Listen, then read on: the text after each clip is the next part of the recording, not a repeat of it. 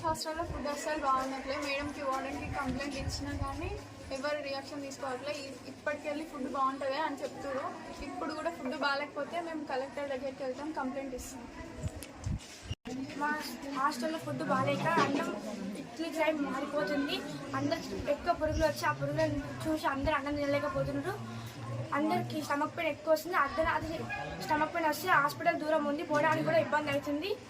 మాకు ఒక వెహికల్ కావాలి. మాకు నర్స్ మేడం కూడా లేదు, టాబ్లెట్స్ కూడా లేవు.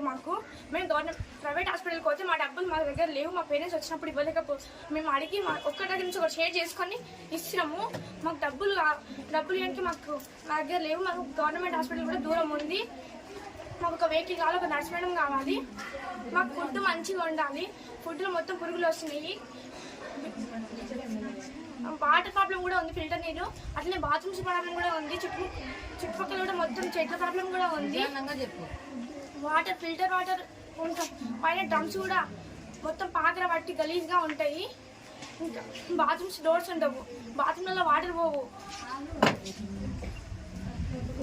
ఇంకా ప్రతి ఒక్క ప్రాబ్లం ఉంది. ఇట్లా ఈ ప్రాబ్లంలో ఉండడానికి హాస్టల్ ఉండడానికి మాకు ఎవరికి మనసు ఒప్పట్లేదు. మాకు స్నాక్స్ కూడా రావడం లేదు. మాకు మెను ప్రకారం ఫుడ్ పెట్టట్లేదు. మాకు మంచిగా చేయాలని కోరుకుంటున్నాం మన అందరినీ.